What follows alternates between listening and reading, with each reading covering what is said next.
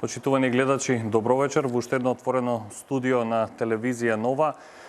На еден месец точно пред одржувањето на предвремените парламентарни избори, на само неколку часа до истекот на рокот за поднесување на кандидатските листи за пратеници до Државната изборна комисија.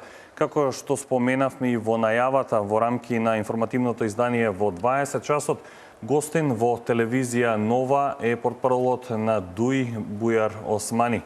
Господин Османи, добро вечер и добре дојдовте во телевизија Нова. Добро вечер, благодарам на поканата. Разговараме за актуелни теми поврзани со кандидатските листи, предвремените парламентарни избори, онаа реторика која што е застапена во овој период и која што допрва можеби ќе следи со почнувањето на предизборната кампања. Рековме дека има уште неколку часа до поднесувањето на кандидатските листи до истекот на рокот. ДУИ во текот на вчерашниот ден излезе со информација околу тоа кои ќе бидат носители на кандидатските листи во 6 изборни единици. Пред да влеземе во студиото ми кажавте дека се уште не се поднесени, дека кај да ќе бидат поднесени. Од она што можеше да се забележи, барем мене лично ми се познати единствено Ахмети и Артан Груби како носители во 6-та и во 2-та изборна единица. Може ли најпрвен да кажеме со какви кадри ќе настапи ДУИ на кандидатските листи? Дали вие и други истакнати сопартици ваши кои што биле актуелни, дали во владата, дали во парламентот ќе бидат застапени на листите? Гледам имиња како Артан Спахиу, Дурмиши, Агим Шакири, Джевда Спахиу. Може ли да демистифицираме малце за кои луѓе се работи и зошто се одбрани за да ги привлекуваат гласачите на изборите? Да.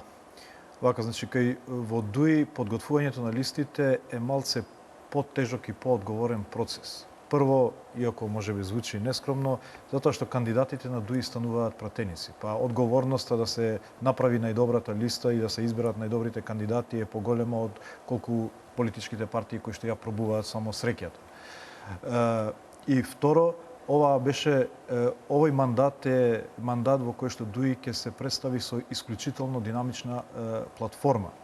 И од тука треба состав на кандидати и пратеници кои што ќе бидат компатибилни на динамиката која што ќе ја наметне платформата во наредниот период. Се работи за една комбинација на искуство и енергија.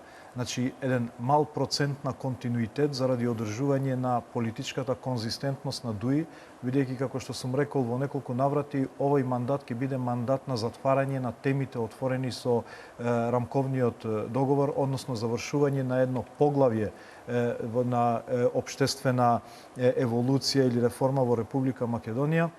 И од тука е неопходна таа конзистентност пренесена преку одредени лица во партијата, меѓутоа пред се е потребна динамика, е потребна нова енергија, е потребна листа на луѓе кои што ќе имаат сила и ентузијазам да ја спроведат таа платформа. Затоа велам дека во ДУИ, реков, е тешко да се направи листа, бидејќи навистина е голема партија со голем број на кандидати, веќе имаше по медиумите зошто ги нема старите министри, ги нема новите министри, ги има градоначалниците, ги нема градоначалниците. Затоа што ДУИ има голем број на веќе експонирани и докажани личности, е многу тешко да се направи една листа, меѓутоа сепак претседателот на партијата ја предложи листата до Централното собрание, плебисцитарно, унанимно беше таа изгласана, што укажува на кохезивноста, на подготвеноста на ДУИ да пристапи во оваа кампања со цел имплементирање на таа платформа која што е исклучителна за наредниот мандат. Во колкава мера ќе бидеме условно кажано изненадени, имајќи го предвид она кадровско освежување што го имавте и на министерските позиции во владата, и колку мислите дека овие кадри кои што се сега на министерските позиции дојдени пред извесен период оставија белек на работните позиции кои што ги извршуваат во владата, споредбено со некои кадри од типот вие бевте министер, Муса Џафери, Фатмир Бесими и слични? Видете, додека другите партии е потешко да срочат еден состав на пратенички листи, во ДУИ веќе зборуваме за блокови на листи. Значи, група, вие спомнувате, на стари министри, на нови министри. Тоа се десетици експонирани луѓе кои што јавноста ги знае, кои што се докажани. Значи, има голем избор од кој што председателството и Централното собрание можеше да направи друга листа. И во секој момент утре можеме да правиме уште 10 листи со сличен квалитет, затоа што партијата во овој период има вложено во инвестирање во создавање на нови кадри. Сум кажал во неколку наврати, при секој мандат сме пазеле на тој апроксимативна пропорција 30-70, ја спомнувам. 30% континуитет и 70% нови лица. И секогаш со внесување на нова крв, на нов бран во партијата, ние сме создавале нови кадри, нови луѓе кои што може да бидат носители на процесите, и затоа сега зборуваме за тоа каде се старите, каде се новите. Така да може конкретно, доколку ве интересира зошто некои решенија се такви, меѓутоа генерално во ДУИ има голем избор на кадри, избрана е таа комбинација која што сметаме дека е компатибилна со динамиката на новата платформа. Споменавме и пред почетокот, меѓутоа и пред камерите, вашето име ќе се најде на една од листите или не? Видете, за мене лично е еден проблем, а тоа е ограниченоста што пратеничкиот мандат ја дава на извршување на професијата. Бидејќи јас сум хирург и тоа посебно ми е важно во мојот живот, и затоа не сакав тоа да ми пречи во извршување на мојата професионална кариера. Меѓутоа јас сум во служба на извршување на оваа платформа на партијата, меѓутоа и во било све друго што не би ми пречело во спроведување, односно во извршување на мојата хируршка професија. Доколку, условно кажано, ДУИ биде победник во албанскиот блок на изборите, ќе ви биде пречка за министерска функција? Па мислам дека само пратеничкиот состав дава само такво ограничување. Кога сме кај кадровските освежувања и оние теми кои што се наметнуваат во ова предизбори, ако предходните изборни циклуси бевме навикнати да слушаме, условно кажано, теми кои што ги засегаат повеќе албанските гласачи од ДУИ, од ДП и од тој кампус, сега некако актуелен е изминатиот период македонскиот дел од опозицијата, односно СДСМ, со тенденцијата можеби на ЗАЕФ и на СДСМ да се обидат да привлечат дел од оној електорат кој што најчесто вам или на друга партија од албанскиот блок му го дава гласот. Колку сметате дека се работи за популизам, за издржано нешто, или бидејќи вашиот колега, на пример, само ќе се послушам се, на пример, Артан Груби, кога беше во ова студио, рече ќе му веруваме на ЗАЕФ дека навистина сака двојазичност, кога општина Струмица ќе направи двојазично, односно ќе пишува на албански општина Струмица. Видете, мојот генерално сметам прво дека е за поздравување фактот што македонските политички партии се отвараат кон албанскиот гласач. Тоа укажува на тоа дека тие сваќаат дека албанската заедница е фактор во државата, и тоа не само што така било секогаш, меѓутоа и со нашите политики тоа уште е повеќе утврдено. Така да ја поздравуваме како иницијатива, како принцип, и мислам дека е тоа во интерес на соживотот во Република Македонија. Тоа што мене ми пречи е користењето на албанецот, на албанскиот глас како стратегија во изборната победа. Знаете, во минатото, на пример, има примери, посебно СДСМ која беше на власт, секогаш пред избори, значи зборам пред конфликтот од 2001 година, пред избори, или кога имаше некоја непопуларна мерка, дали е тоа девалвација на денарот, дали некоја друга непопуларна мерка, секогаш имаше некоја јака полициска акција кај во албанското население, со тепања, со жртви и така натаму, или да се дефокусира јавноста од таа непопуларна мерка, или да се добие некој политички поен пред избори. Тоа се случуваше настаните во Гостивар, настаните со универзитетот во Тетово, кој имаше жртви, настаните во Битпазар и така натаму, и тоа секогаш беше во изборна калкулација. Сега работите се сменети поради конфликтот во 2001, поради улогата на ДУИ, што ја има како заштитник и представник на албанците, и веќе не можат да се пресметуваат такви напади и акции за изборни калкулации, и сега е сменет само вокабуларот во смисла на привлекување на албанските гласови. Тоа е квалитативно променето и затоа реков е за поздравување. Меѓутоа целта е иста. Користењето на албанците како лост за други каузи, за изборни калкулации. И тоа ние сакам како представник на ДУИ, како представник на албанците, тоа ни пречи. Зашто поминато е времето кога албанците можеа да се користат во изборните или политичките каузи на македонските политички партии.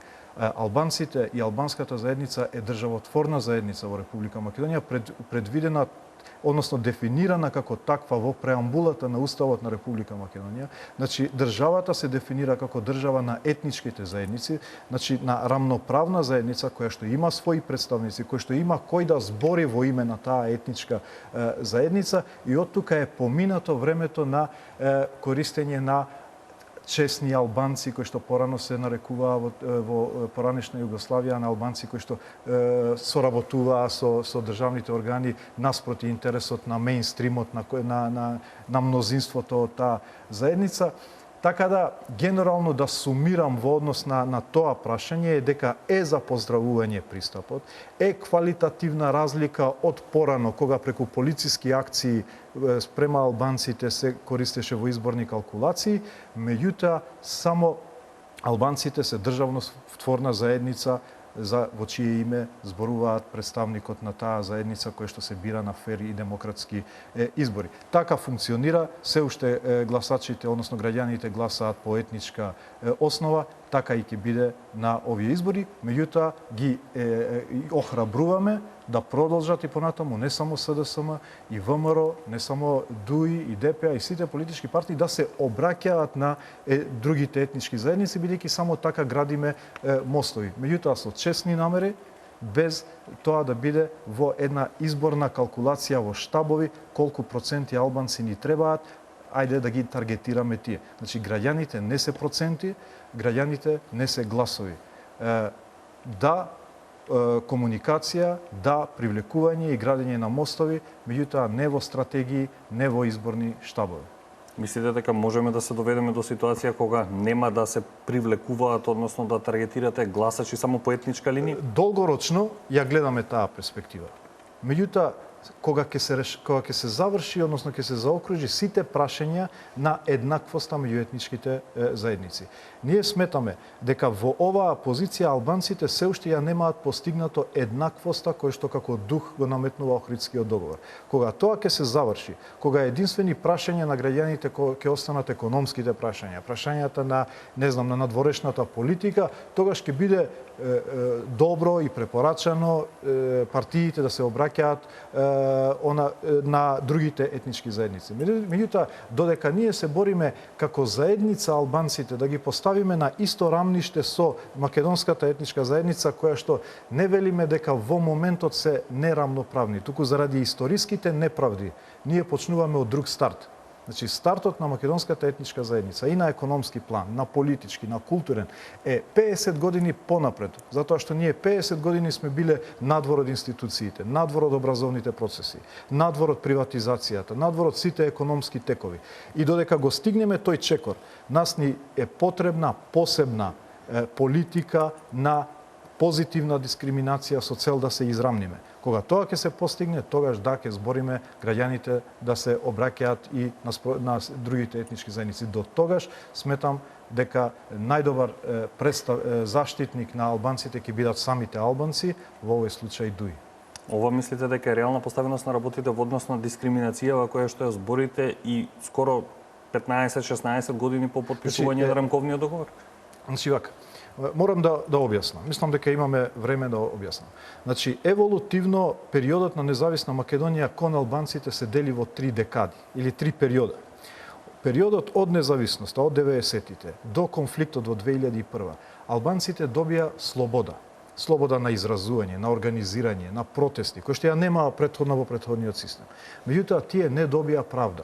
немаше рефлексија на демографската реалност во институционалната реалност. Тие не беа представени во системот, тие беа надвор од образовниот процес, од државните институции, надвор од полиција, надвор од војската, надвор од универзитетите. Значи добија само слобода. Од 2001 преку рамковниот договор албанците ја добија правдата, односно рефлексија на демографската реалност во институционалната. Се доби принципот на Бадентер, преку кој албанците можат со вето да спречат закони кои што се на нивна штета. Се добија гама на права со кои што албанската заедница значително влезе во сите пори на системот. Значи, вие немате алка во системот во кој што немате албанци секој ден како се качуваат во тој системот кој што биле исклучени. И сега стигнуваме во третата фаза, а тоа е на еднаквоста. Значи, од слободата и правдата во еднаквоста, која што ви кажав дека заради таа историска неправда ние сме во расчекор како заедници. А ова не го гледајте како една националистичка реторика, бидејќи во интерес на Македонија и во интерес на македонците е да имаме рамноправни етнички заедници. Само рамноправни заедници се лојални заедници. Рамноправни граѓани се лојални граѓани. И од тука сметам дека ова не е етноцентричка политика, туку е политика на зголемување на лојалноста, на унитарноста на државата, на перспективноста на државата. Значи, ДУИ во овој период има направено ДУИ. Албанците имаат значителен исчекор напред. Меѓутоа, стартот е многу позади и затоа сега сме во фаза на кога на граѓаните им велиме сега е контекстот. Дојдено е време да не прифатиме ништо помалку од целосна еднаквост помеѓу заедниците, економска благосостојба и финализирање на процесот на интеграциите. Дали по 11 декември, по резултатите од парламентарните избори, односно условно пак велам, доколку ДУИ е победник во албанскиот блок, со онаа партија, го знаеме принципот по кој се раководите дека треба да составуваат владата победничката партија во македонскиот и во албанскиот блок, токму оваа трета фаза која што споменувате на еднаквост ќе биде еден од условите во оние преговори при формирање на владата, освен оние кадровски решенија, кој ресор кому ќе му припадне. И кои прашања сметате дека идната влада треба да ги разгледува или да ги затвори, имајќи и предвид меѓуетничките односи?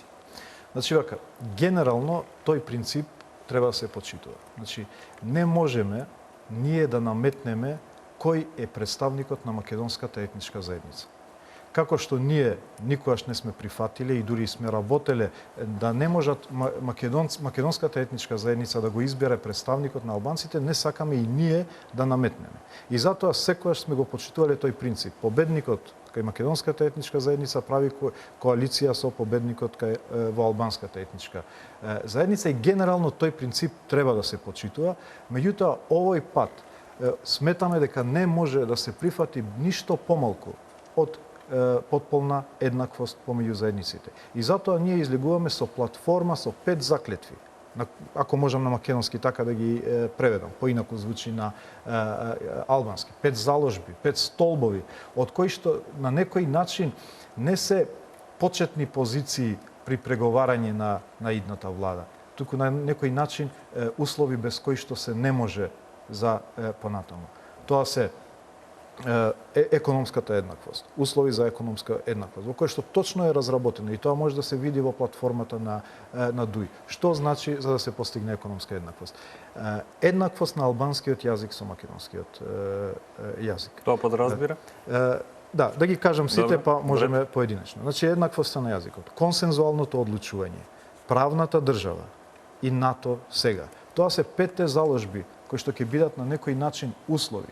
Затоа што ние го почитуваме принципот победник со победник, меѓутоа не на сметка на правецот на државата. Значи, ако за нешто не би правеле компромис, како ДУИ, како албанци, е правецот на движење на државата. Албанците користат една изрека на нашите преродбеници од 18 век, кои што велат за албанците сонцето заоѓа на запад. Значи, едноставно, тоа е нашиот ориентир, тоа е нашата цел. И ние ја гледаме Македонија само движејќи се напред кон запад, кон Брисел и кон Вашингтон. Тука не би правеле никаков компромис и покрај принципот победник со победник. Може ли да конкретизираме ово што го споменавте во однос на јазикот и особено овој дел кој што го споменувате ЕУ и НАТО? Знаеме сите, да, стратешка цел ЕУ и НАТО, но дали пред оваа влада можеби ќе се испречат и при формирањето и при работата крупни прашања и пречки од типот на двојазичност, разлики во ставовите ЕУ и НАТО во однос на најболното прашање уставното име и проблемот со Грција? Видете, двојазичноста е утврдена со рамковниот договор, со амандманот 5 од Уставот, кој што вели и јазикот на заедницата, кој што е повеќе од 20% е исто така во службена употреба. До сега, поради отпорот, поради одредена тенденциозна недоразбирање во интерпретацијата на тој амандман. Дали тоа значи на локално ниво или дали тоа значи на национално ниво, во одредени мандати на ДУИ се направени одредени исчекори напред. Последниот е направен со последниот мандат, кога беше донесен законот за употреба на јазиците. Меѓутоа, во тој закон има одредени партикуларни решенија, фрагментирани решенија кои што се ставени во еден закон. Меѓутоа, тоа точно не го рефлектира духот на амандманот 5, односно на рамковниот договор. Што сакам да кажам? Значи, ние не зборуваме за тоа дали албанскиот е во службена употреба. Затоа што да, албанскиот е во службена употреба. Албанскиот е во Собранието на Република Македонија и во говорна и во пишана форма. Сите избрани функционери може да се обраќаат во собрание или на македонски или на албански јазик. Градот Скопје е двојазичен како најголем град во државата. Сега, значи, не е прашањето дали албанскиот е службен, дали албанскиот е рамноправен. И затоа велиме дека поминуваме, отвараме ново поглавје во однос на рамноправноста, а таа рамноправност е предвидена уште во рамковниот договор. Меѓутоа, заради тоа што е еден процес, заради отпорот што го има заради предрасудите кои што ги има во македонската заедница дека со рамноправноста нешто се губи, на крај ви кажав дека со рамноправноста се добиваат само задоволни и лојални граѓани од кои што и како држава и како сограѓани може да имате корист, а никако штета. Значи, сега збориме за рамноправна употреба на албанскиот јазик на централно, на сите нивои на власт. Дали доколку не се изнајде некаков компромис или идеално решение за овие прашања кои што ги споменувате, тоа може да биде услов, надевајќи се дека со изборите завршуваме еден период на политичка криза, повторно да влеземе во нова политичка криза. Нерешавањето на овие прашања, не затварањето на ова поглавје, значи дека Македонија е во перманентна политичка криза. Во интерес и на албанските политички партии, и на македонските политички партии. Овие прашања кои што веќе се затворени со рамковниот договор. Значи, рамковниот договор беше можеби болен за двете страни. Ниедната страна не беше задоволна од компромисот. Меѓутоа, затоа е компромис. Еднакво незадоволни. Еднакво незадоволни двете страни. Меѓутоа, тогаш се постигна, заради контекстот кој беше се постигна. И требаше тоа прашање да се заврши уште тогаш, за да не сега зборуваме за тие прашања. Меѓутоа, ви кажав, и поради предрасудите, поради институционалниот отпор кој што уште постои, нели, од првиот ден сепак институциите беа 95% само од една етничка заедница. Сега е поинаква состојбата, околу 20% се албанци. Меѓутоа, поради тој институционален отпор, тие прашања се уште тлеат и се уште се товар и на државата, и на македонската заедница, и на албанската заедница. Од тоа што ние го имаме како искуство во работата и со ВМРО, и со СДСМ, и со сите политички партии. Ние знаеме дека и тие се свесни дека во интерес на државата е тие прашања еднаш за секогаш да се затвараат, за да отвориме ново поглавје на еднакви граѓани кои што ќе зборуваат за интеграции, кои што ќе зборуваат за економска благосостојба и кои што многу лесно тогаш ќе зборуваат за гласање наспроти етничките бариери, наспроти било кои други бариери социјални кои што постојат во државата. Токму тоа сакав да ве прашам, беше следното прашање: кога и дали сметате дека сега економските прашања се кај албанските партии на ниво на етничките прашања? Дали и со што ДУИ конкретно, дали има економска програма со која што ќе се обиде да ги привлече гласачите, или сепак етничките прашања од типот јазик, собрание, знаме и слично се во првиот столб првиот столб од новата платформа на ДУИ, заедно одлучуваме, е токму економската еднаквост. Значи, економијата, меѓутоа, во контекст на еднаквоста. Како што ви реков, заради историската неправда која што е направена. Например, ако албанците до 2001 беа исклучени од образовниот систем, како очекувате тие на пазарот да бидат рамноправни како работна сила со другите етнички заедници? Затоа велиме дека е многу важна и економијата да се стави во контекст и на политичките права и на еднаквоста. Затоа ДУИ направи се да се отвори втор државен универзитет во Скопје на албански јазик, кој што во главном ќе се фокусира на политехничките науки, на тоа што го бара пазарот. Значи, втор универзитет на албански јазик е политичко прашање, меѓутоа во функција на економскиот развој, бидејќи образовани албанци на тие политехнички науки, дали мегатроника, дали машински факултет и така натаму, значи повеќе работна сила во пазарот и повеќе економски развој на албанците. Значи, еднаквоста како политичко право во функција на економскиот развој и бенефитот кој што граѓаните ќе го имаат за својот џеб утре. Дали конкретно ДУИ цели на една од трите, условно кажано, не условно, туку трите најбитни позиции во државата? Дали може би еден од условите при формирањето на коалицијата ќе биде не знам, председателското место во собранието, шефот на државата и слично? Па мислам дека повеќе прашањето треба да се постави зашто не е така до сега. Значи, ако е проблем, проблем е всушност фактот што сиве овие години никогаш албанец не бил еден од првите трите функции. Тоа зборува за таа нееднаквост за која ние инсистираме, тоа зборува за таа предрасуда која што постои и покрај духот на рамковниот договор, кој што во основа е спречување на мајоризација. И да, едно од се разбира од барањата е една од трите позиции, меѓутоа тоа кажано во поширок контекст. Значи, затоа вториот столб е консензуално одлучување. Ние во собранието имаме, ако имаме три нивоа на власт, нели, собрание, влада и председател. Во собранието имаме консензуално одлучување. Има двоено мнозинство, Бадентеров принцип. Во владата досега не постои формално право на вето или формално двојно мнозинство, меѓутоа од 2008, меѓутоа и 2002-2006 со СДСМ, секогаш кога се прави коалиционен договор помеѓу Албанската победничка партија, ДУИ во случајот, и Македонската победничка партија, се прави принципиелен договор.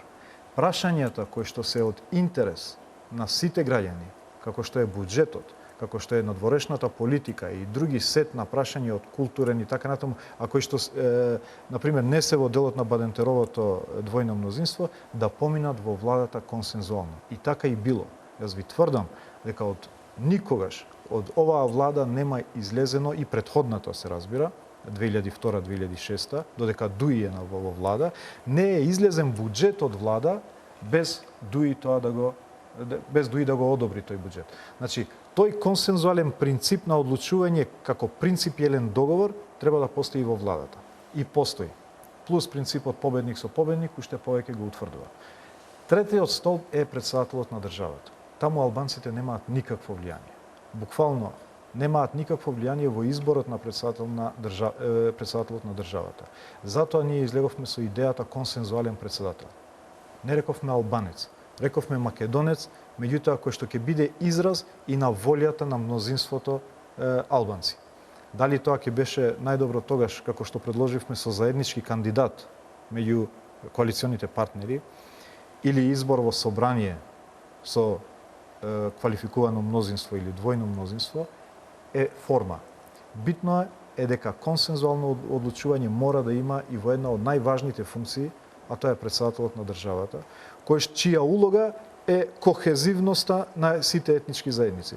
Значи, факторот кој што по устав е одреден да ги сплоти заедниците е комплетно етноцентрички поставен и избран.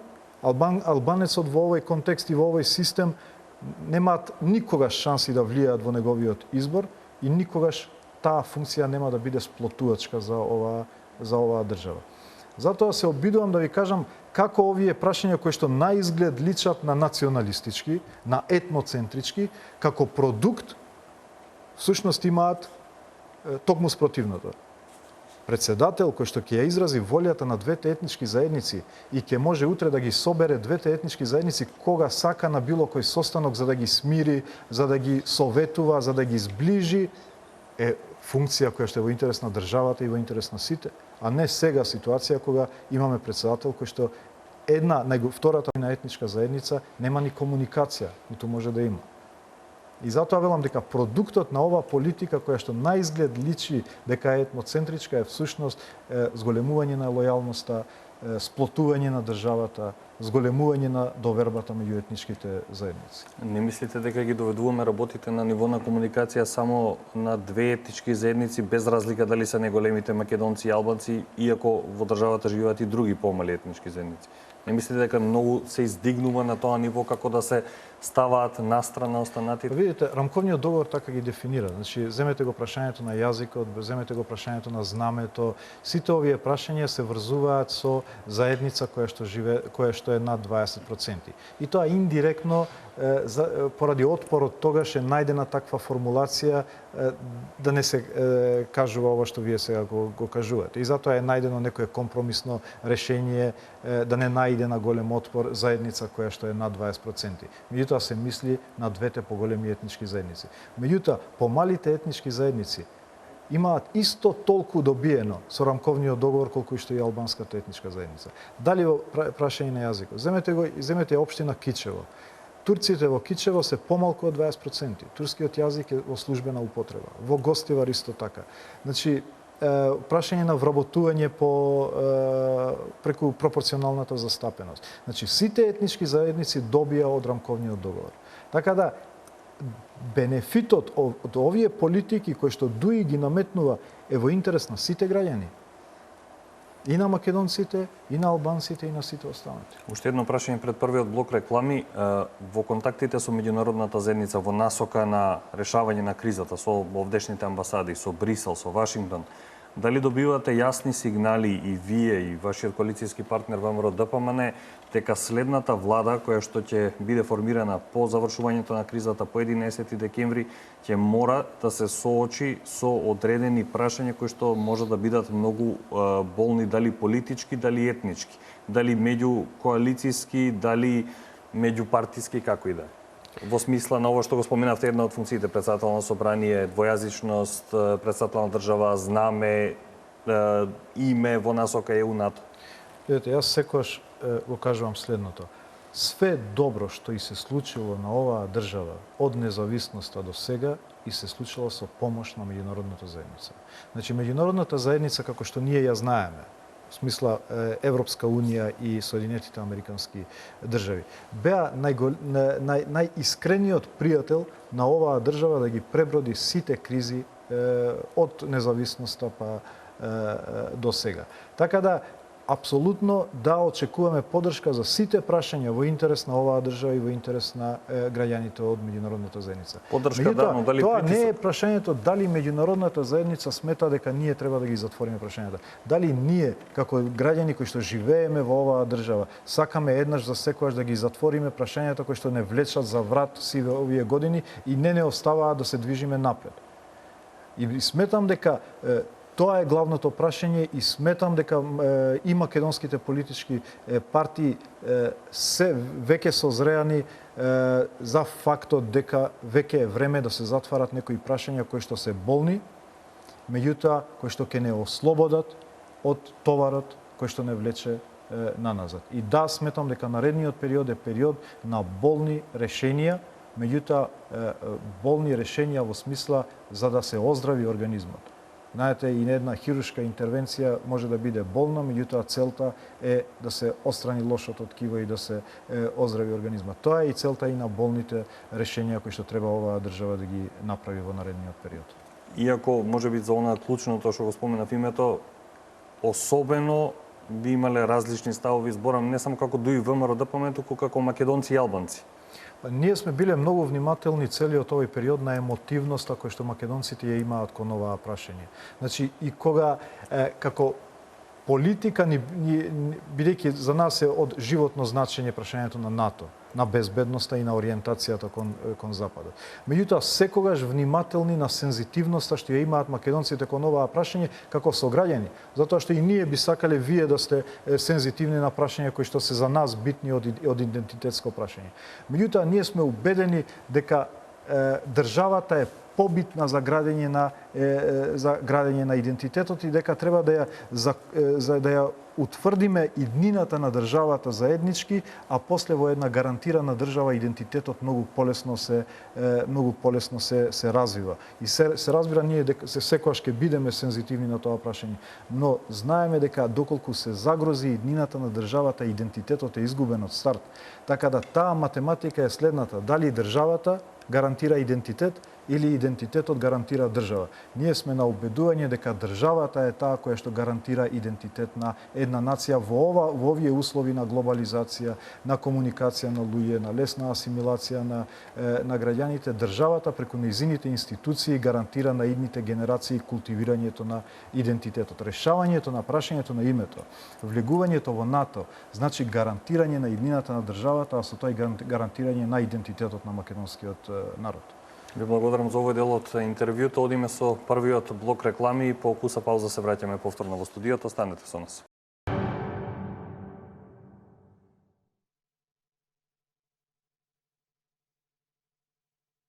Почитувани гледачи, повторно сме назад во студиото на телевизија Нова со нашиот вечерашен гостин, портпаролот на ДУИ, господинот Бујар Османи. Господин Османи, начнавме во првиот дел од интервјуто оние прашања во однос на предизборната реторика, кадровските решенија и на македонскиот и на албанскиот блок.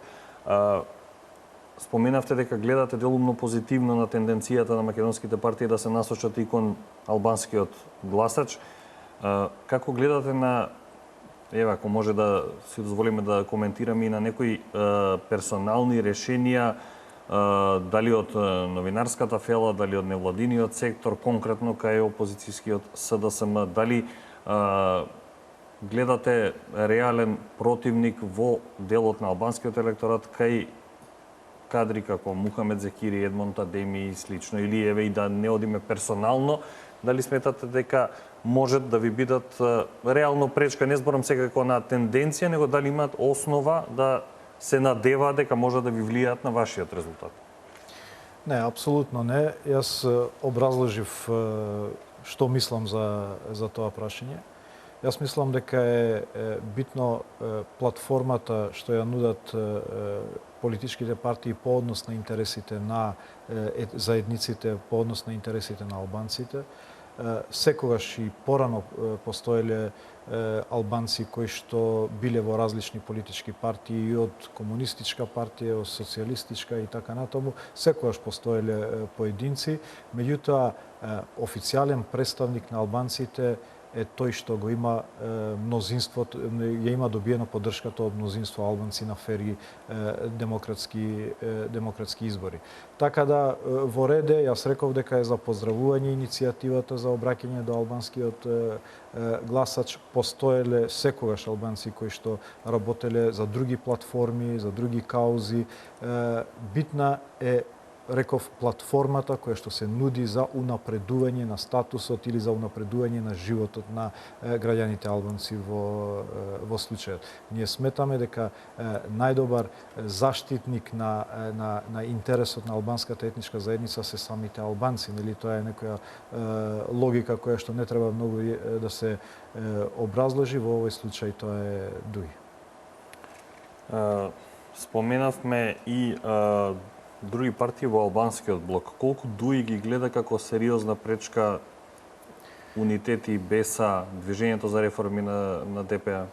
Видете, интересна е една тенденција, секогаш пред избори се формираат нови албански политички партии, или јас ги нарекувам политички иницијативи, бидејќи за да бидат пандан на партии треба, нели, да поминат одреден филтер на гласачи, така да повеќе како политички иницијативи се формираат пред избори, се згаснуваат после избори. И логично, кога ќе гледате што е целта, тоа е фрагментаризирање на албанскиот глас, ослабување на бројот на албански, намалување на бројот на албански пратеници во собранието, се завршува мисијата и се Имаат улога на тројански конј? Ви кажувам, од секогаш имало некоја тенденција албанските големи партии да се распрчат. Уште ППД, ПДП, која беше голема движење, голема партија, се формираа помали партии од неизе, за да денеска таа згасне. Бидејќи очигледно има една тенденција албанците да немаат еден глас кој што ќе збори во нивно име, бидејќи тој глас е мокен и може да направи проблем на некој што мисли дека треба да има друга агенда. И имаше една тенденција, сум го објаснил во неколку наврати, албанците да имаат партија во секој град. Така фрагментирани, тие ќе ги гледаат локалните интереси и затоа имавме партија Нова демократија во Гостивар, имавме Зијадин Села, имаме во Струга, имавме партијата Нова демократија во Скопје, сега Беса во Скопје и така натаму, во Дебар, Унитети. И идејата албанците во секој град да имаат една партија, да се занимаваат со локалните интереси и никој да не зборува во името на еден колектив, албанска етничка заедница во Република Македонија, како државотворна заедница предвидена со Уставот на Република Македонија, и такви тенденции постојат. Не велам конкретно која партија е формирана во таа или политичка иницијатива ја има таа насока. Во секој случај, и да се честни намерите. Нема да прејудицирам дека можеби некој навистина има честна намера да понуди алтернатива на ДУИ, што е легитимно право. Тоа што ние им велиме, дајте здружете се. Албанците не им требаат повеќе од 2 листи. Формирајте опции, формирајте партии, односно иницијативи колку сакајте. Понудете алтернатива на ДУИ. Меѓутоа на избори излезете со една листа, затоа што само ги делите гласовите, губиме пратеници. Затоа што, например, ДУИ може да добие 8000 гласови во една зона, една помала партија 100 гласови, тие 100 гласови да бидат недоволни ДУИ да не го добие пратеникот да го добие ВМРО или СДСМ. И така автоматски паѓа бројот на албанците во собранието. И затоа им велиме, иако од партиска гледна точка нас не ни е во интерес. Меѓутоа им велиме, дајте здружете се, излезете со една коалиција и на сметка ДУИ да губи, барем моќта на албанскиот глас во собранието да не се оштети, посебно во овој мандат кој што е многу битен заради затварањето на тие теми. Затоа нема да прејудицирам која е намерата што се формираат вакви иницијативи секогаш пред избори и да се најчесни тие иницијативи. Пораката до ДУИ е здружете се, како сит опозициони партии, направете една листа, соочете се со ДУИ и на сметка да го поразите ДУИ, само не го фрагментаризирајте албанското гласачко тело, затоа што заради тие 100 ваши гласови губите 10.000 волјата на 10.000 граѓани кои што можеби се одлучиле за еден кандидат. Може би со влијание и на изборниот модел кој што е актуелен во моментот? Па да, токму тоа велам, дека пропорционалниот модел... Зашто остана незатворено прашањето за 6-та изборна единица, например, и конкретно тоа? Затоа што не се постигна консензус. Ние дури понудивме и готово решение и закон, точно кои изборни места треба да се префрлуваат од една во друга зона, меѓутоа за тој закон да помине потребно е 82 пратеника. Тие пратеници ДУИ ги нема. Значи, мораше консензус, СДСМ предлагаше една изборна единица, ВМРО друга изборна единица и консензус не се постигна по тоа прашање. Меѓутоа, ДУИ направи све што можеше да направи, дури ви кажувам, и им понуди готово решение, меѓутоа консензус не се постигна. Не беше намерно оставено за да се остави како простор за алиби. Не, ви кажувам дека имавме готови решенија, имавме средби, не зборам конкретно за ДУИ, зборам од било кој политички понуди, меѓутоа не се постигна договор по однос на која формула да се искористи. Ги споминавте овие партии како причината што не се здружени, што не се со една листа со која што може да му парираат на ДУИ како причина за раситнување на гласот на албанците. Колку самото нивно функционирање ви го отежна или ви го олесни овој мандат до предвремените избори во кризата? Не, овој мандат нас ни го отежна кризата. Ние реално немавме мандат. Од првиот ден од изборите опозицијата го бойкотираше собранието, почна политичката криза, така да реално и тоа што се направи, дури не верувавме дека може да се реализира било кој проект во овој мандат на тешка политичка криза. постоењето на опозициони политички партии ја зголемува демократијата, нас не поттикнува да бидеме подобри, да се тој ни е наш, тие ни се наш коректив, ја зголемува кохезивноста во партијата. Затоа реков нека има алтернативи колку сакаат. Битно е да не излегуваат распрскани на избори, затоа што тие нивни 100 гласа ја одземаат волјата на 10.000 гласачи на другата страна. Ова прашав поради следново прашање околу отежнувањето во функционирањето на овој мандат до изборите, во насока на изјавата на Ахмети од пред некој ден дека одредени структури од соседни држави кои што не се во форма на носители на власт во некоја држава, не и сакаат добро на државата, токму поради нив не може да просперира колку што сака и токму затоа бил отежнато функционирањето и на коалиционите партнери во владата и конкретно на Дуи, речахме, имавме тежок мандат. Дали ова е во насока, односно слична теза на она на Груевски, дека странски фактори, странски структури се вмешани во кризата и дека треба да се испратат со изборните резултати повеќе пораки до повеќе адреси, или е нешто слично? Мислам дека е комплетно спротивна на тезата на господинот Груевски. Ние сметаме дека има влијание одредени странски фактори во одржување на оваа криза, во перманентно тлеење на криза во Република Македонија, да не се затвори прашањето на НАТО. И така да се разбира, во овој контекст не сме на иста линија со господинот Груевски, затоа што ние сметаме дека токму кризата постои да се спречи Македонија да влезе во НАТО. И сигурно меѓународната заедница не е заинтересирана да се спречи влегувањето на Македонија во НАТО, така да има удел геополитиката и во самата криза, меѓутоа и во вкупните политички односи во државата. И затоа ние сме толку инсистираме да се реши прашањето на НАТО, затоа што геополитиката диктира такво темпо да ние не знаеме каде ќе заврши државата. Значи, не случајно, по кој пат ја спомнувам изјавата на американскиот државен секретар Кери, кој што вика Македонија и Србија се на линија на огнот меѓу Западот и Истокот.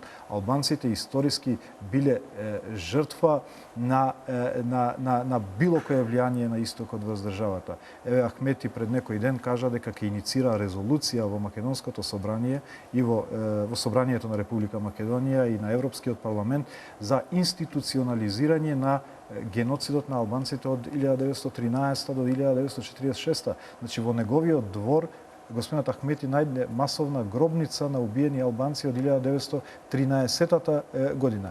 И така да ние албанците најдобро знаеме што значи влијанието на геополитиката врз нас како етничка заедница и затоа НАТО ни е исклучително важно. Колку и на граѓаните или одредени политички партии се обидуваат да играат на тоа дека еве Дуи претерува, папагали се со НАТО, меѓутоа Ахмети знае на своја лична кожа што значи влијанието на геополитиката врз албанската етничка заедница. Значи, во тој контекст е сосема диаметрално спротивна изјавата односно со ставот на господинот Груевски.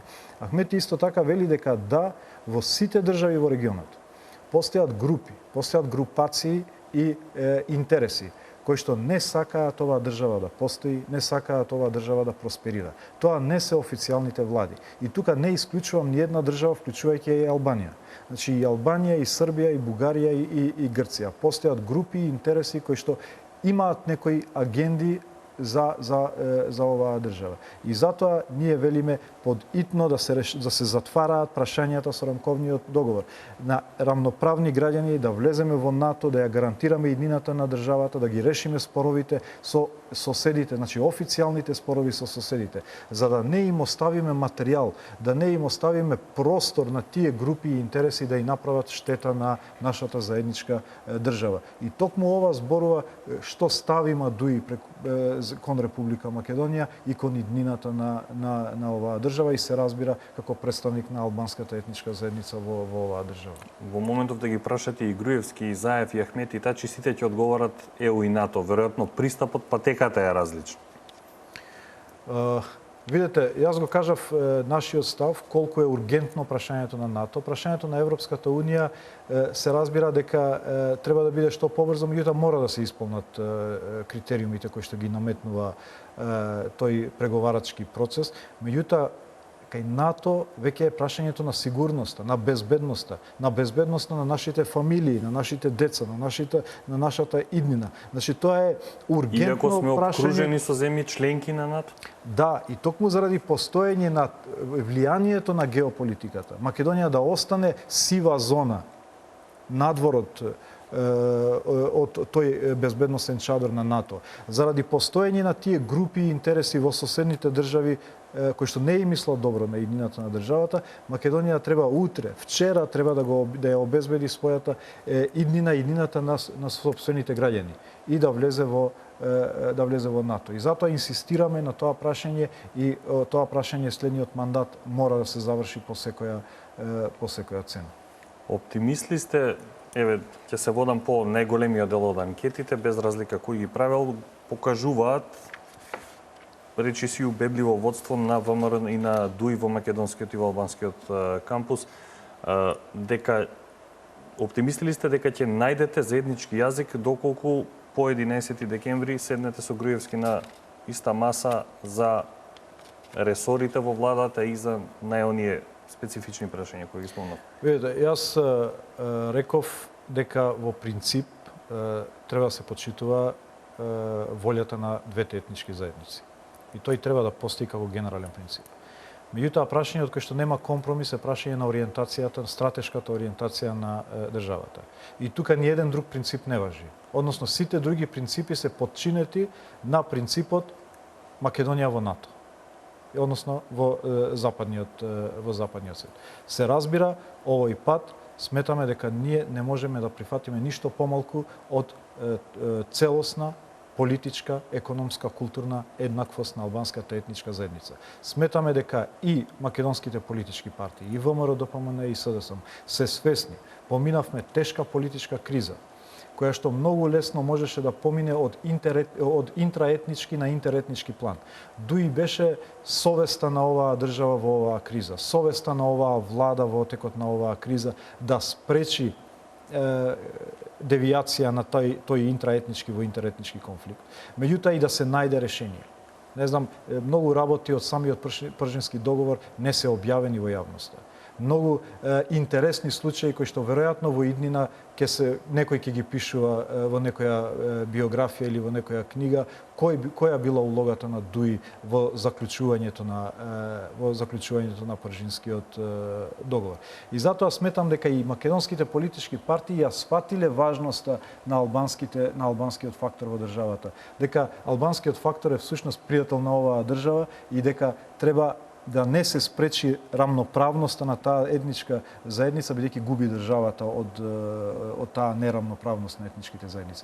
И затоа сметам дека сега е моментот, сега е создадена политичката клима, сега е контекстот да се затвараат прашањата и да се постигне целосна политичка, економска и културна еднаквост на заедниците, за да можеме да отвориме ново поглавје на еднакви заедници, на еднакви граѓани кои што аспирираат за подобар живот, поквалитетен живот, поквалитетно образование, за влез во Европската Унија и сите прашања кои што ги интересираат граѓаните низ во оваа држава. Очекувате нечиста предизборна кампања, особено имајќи го предвид делот дека и вие бевте дел од оние така наречени бомби на Заев, потоа се појавуваат телефонски разговори по разни канали на разни портали од функционери на ДУИ, не се утврди од каде протекува, кој беше изворот. Очекувате ли нешто такво и дали го гледате тоа како фактор на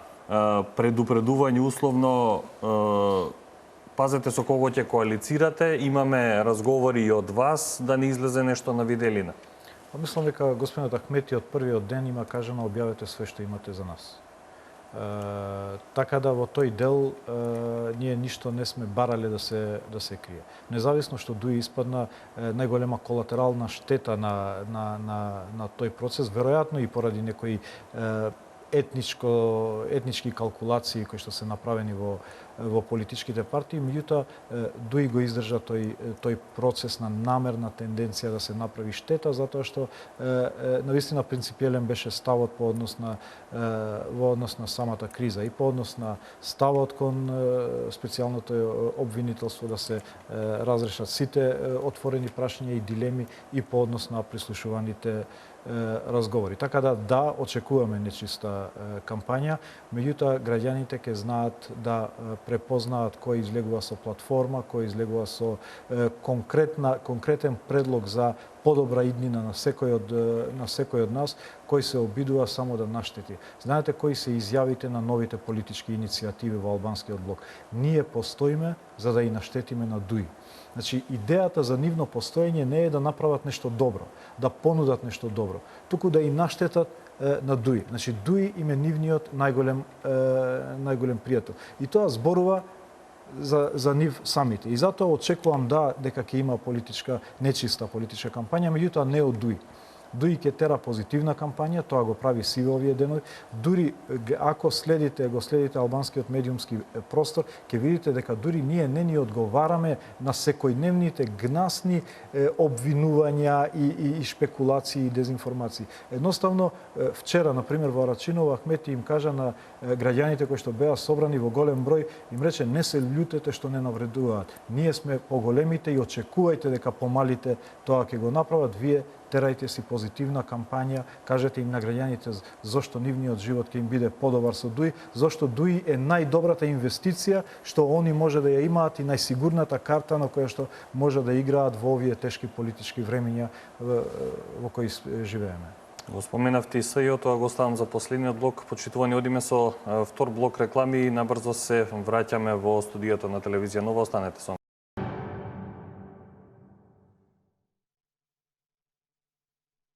Почитувани гледачи, последен дел од интервјуто со Бујар Османи, портпарол на Дуи. Го споменавме и СЈО. Тоа ќе го ставам како последно прашање. Предпоследно, дали имаме избирачки список со сите оние прочистувања кои што ќе гарантира фер избори и кои што нема да биде потоа простор за алиби за одредена политичка опција по изборите и во дел на гласачите кои што се во Македонија и во делот на диаспората, и дали сметате дека беше потребно сето ова изминативе 2 години прашањето на избирачкиот список со наводни фантоми да биде едно од прашањата која што ја пролонгираше кризава до овој степен? Па видите, се подигна голема врева по однос на избирачкиот список во текот на целата ова криза со бројни шпекулации и калкулации со избирачкиот список. Имаше една иницијатива првично на активно регистрирање, односно секој граѓанин, тоа е веројатно американскиот систем, секој граѓанин доколку сака да гласа првично да оди да се пријавува. Имајќи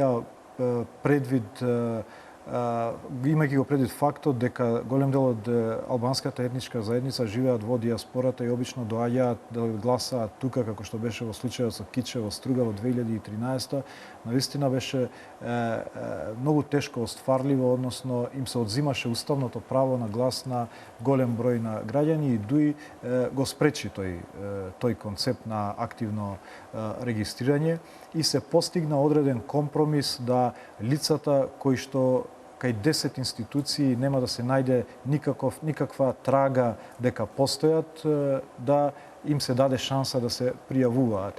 Така да постоја овие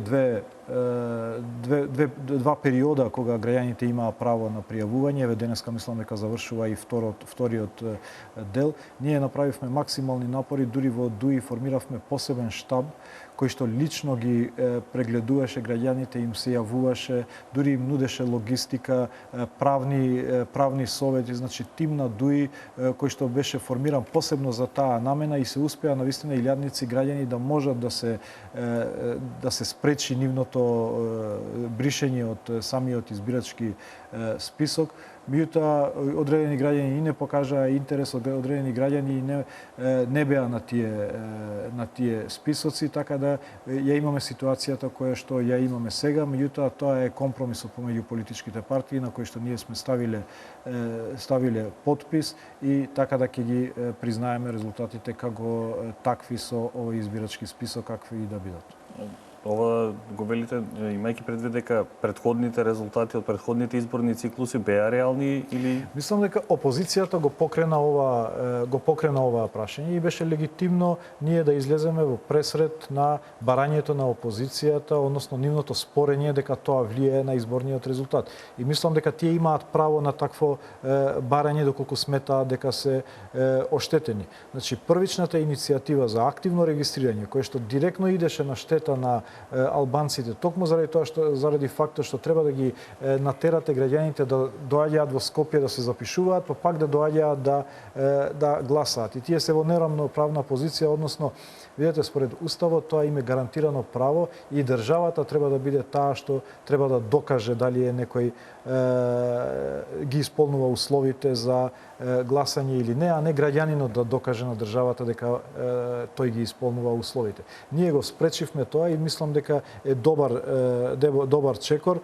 Меѓутоа, последното компромисно решение кое што се направи помеѓу 4 политички партии и меѓународната заедница беше таа контрола заедничка од страна на сите институции. Направивме максимални напори, 24 часа функционираше штабот во ДУИ, ги контролираше по списоци, им се јавуваше на луѓето, им помагаше со правни совети, дури и логистика до местото на пријавување, се со цел што помал број, доколку ги има на тие списоци, да се пријавуваат. За жал тој број не е многу голем кој што се го искористија тоа право, меѓутоа тоа беше консензусот постигнат помеѓу политичките партии.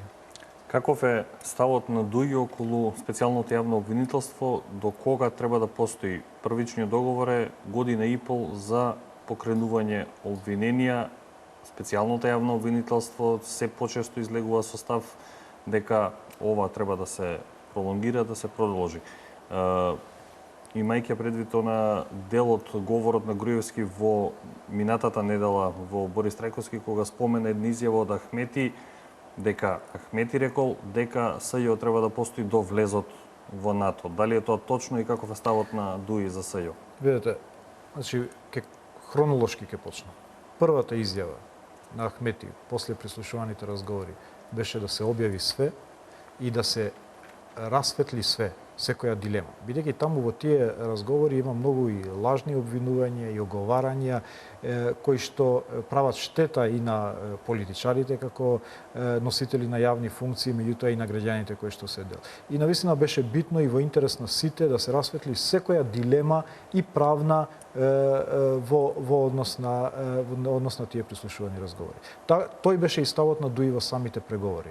Специјалното обвинителство е продукт на консензусот помеѓу политичките партии. ДУИ стави параф на тој консензус. ДУИ е еден од најголемите поддржувачи на таа институција и вербално, меѓутоа и преку конкретни предлози. Знаете дека Министерството за правда е единственото спомнувано во позитивен контекст во однос на поддршката што ја има дадено на оваа институција во текот на целото нејзино функционирање, бидејќи тоа е ставот на ДУИ дека треба да постои. Меѓутоа е многу битно професионалноста на таа институција. Значи, поради дилемата на било која политичка партија, дека може да постои наклонетост кон една или кон друга страна, таа институција треба дополнителни напори да направи за да докаже на граѓаните дека нема никаква наклонетост кон било која политичка партија, бидејќи ние го гледаме постоењето на таа институција вметнато во правниот систем во оваа држава. И затоа довербата што ќе ја створи сега треба да биде многу важна да граѓаните од сите политички убедувања и сите етнички заедници да веруваат на таа институција. Значи, еден од столбовите на новата платформа, реков, е правната држава. Таму има две подточки. Перманентен мандат на СЈО и имплементација на ургентните реформски процеси од извештајот на Прибе.